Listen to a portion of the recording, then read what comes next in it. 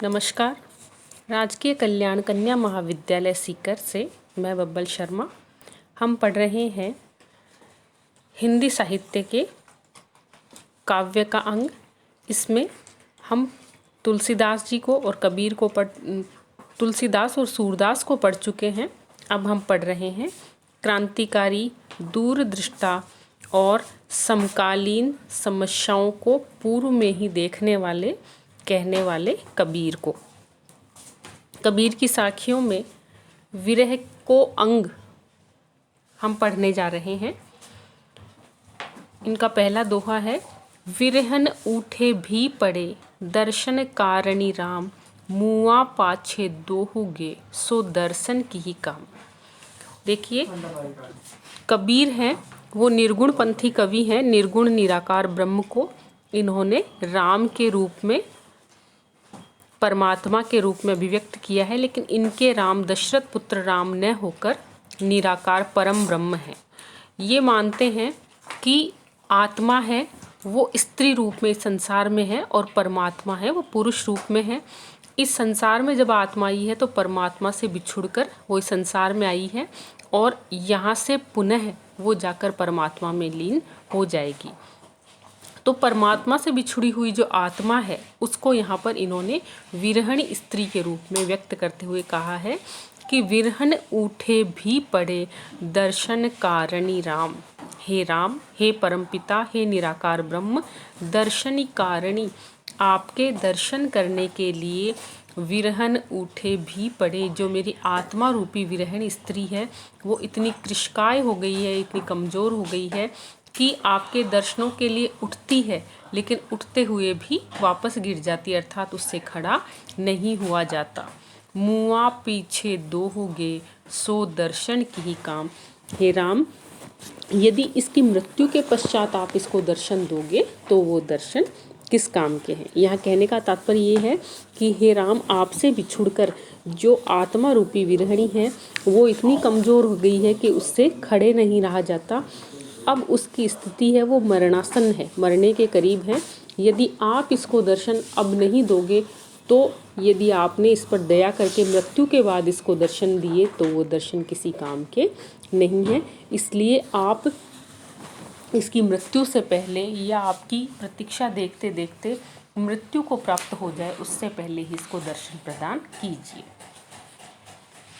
अगला है, मुआ पाछे जिनी मिले कहे कबीरा राम, पाथर घाटा लोह सब पारस काणे काम।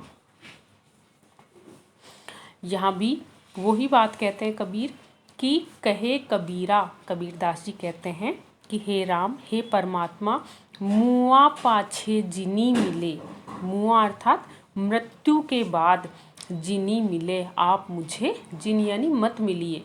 जब मेरी मृत्यु आ जाएगी संसार में तब आप मुझे मिलोगे तो वो किसी काम की नहीं है। इसलिए मेरी मृत्यु के बाद मैं आपकी प्रतीक्षा करते करते समाप्त हो जाऊं, उसके बाद तो आप मुझे मत मिलना। ये कबीरदास जी राम से कहते हैं, क्योंकि वो स्थिति बिल्कुल वैसी ही होगी जैसे पाथर घाटा लोह सब। ये एक आम धारणा है कि यदि लोहे को पारस पत्थर से स्पर्श किया जाए, पारस पत्थर से रगड़ा जाए तो वो सोने में परिवर्तित हो जाता है।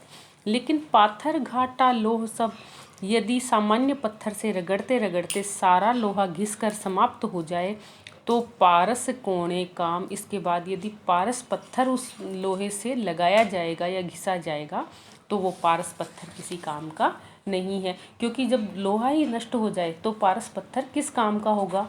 उस लोहे को नहीं रहने पर उस पारस पत्थर को हम कहाँ घिसेंगे।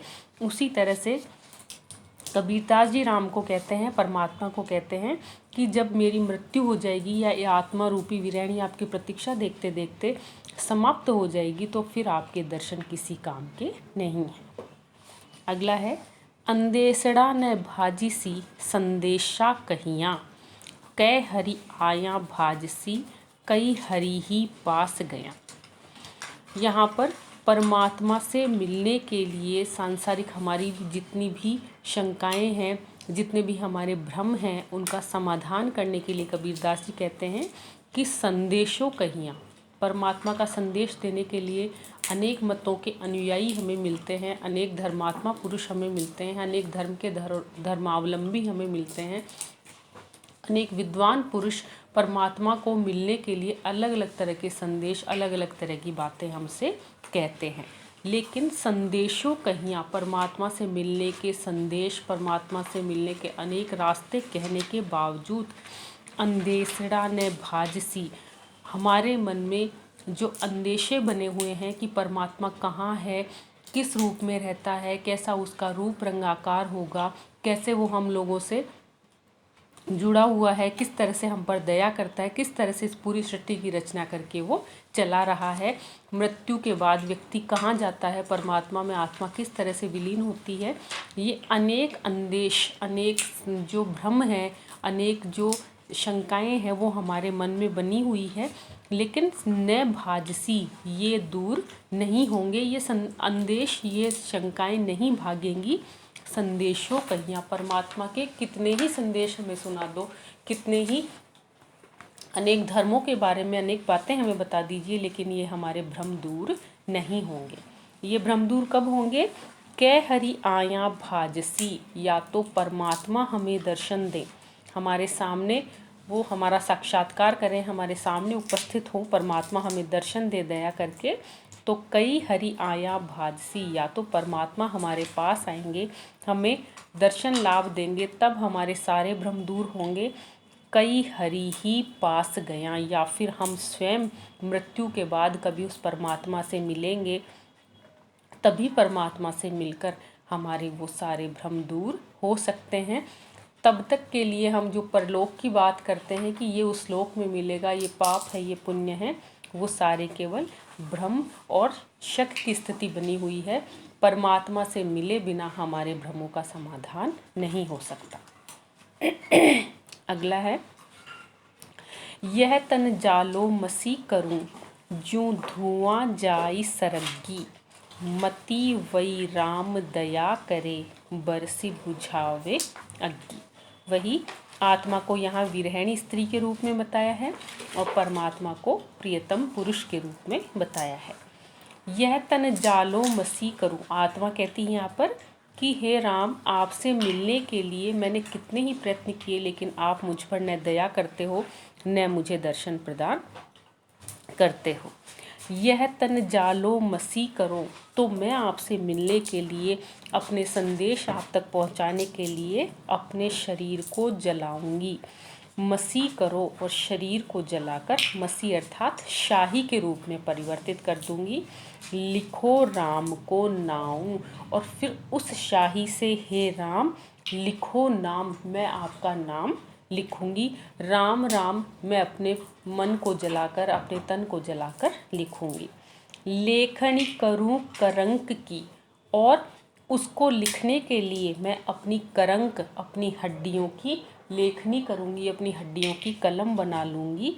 लिख लिख राम पठाऊं, और हे राम उस लेखनी से जो मेरी हड्डियों से बनी हुई है, उस शाही से जो मेरे तन को जलाकर मैंने बनाई है, उससे मैं आपके नाम को लिख लिख कर पठाऊं, अर्थात भेजूंगी, आप तक अपने संदेश को पहुंचाऊंगी। यहाँ कहने का तात्पर्य ये है कि यदि आप मुझ पर दया नहीं करेंगे, यदि मुझे दर्शन नहीं देंगे, तो हे राम मैं अपने आप को असहनीय कष्ट प्रदान करूंगी, पीड़ा प्रदान करूंगी, और फिर आपको मेरे संदेश पहुंचाऊंगी, ताकि आप द्रवित हों, आप मुझ पर दया करें और मुझे दर्शन देकर स्वयं में एकाकार कर लें। यहाँ पर जो लिखी है उसमें पुनरुक्ति प्रकाश अलंकार है, और वियोग श्रृंगार के माध्यम से कबीर ने ये पद श्री राम के लिए अर्थात परमात्मा के लिए, निराकार ब्रह्म के लिए लिखे हैं। कबीर की जो भाषा है वो सद्धूकड़ी खिचड़ी है, क्योंकि कबीर भ्रमण करते रहे, साधुओं की संगत में रहे, तो अनेक स्थान पर जहाँ जहाँ गए वहाँ की बोली, वहाँ के शब्द हमें इनकी भाषा में देखने को मिलते हैं। कबीर खुद अनपढ़ थे। इन्होंने एक जगह लिखा भी है कि मसी कागद छुयो नहीं, कलम गही नहीं हाथ। तो कबीर ने खुद कुछ नहीं लिखा, ये माना जाता है कि बाद में इनके पुत्र या इनके अनुयायी लोगों ने इनके जो बीजक हैं, इनकी जो साखी हैं, इनके जो पद हैं, उनका लेखन कार्य किया है या उनका संग्रहण किया है। इस वीडियो में इतना ही। हम अपने अगले वीडियो में कबीर के अन्य पदों का, अन्य दोहों का अध्ययन करेंगे। धन्यवाद।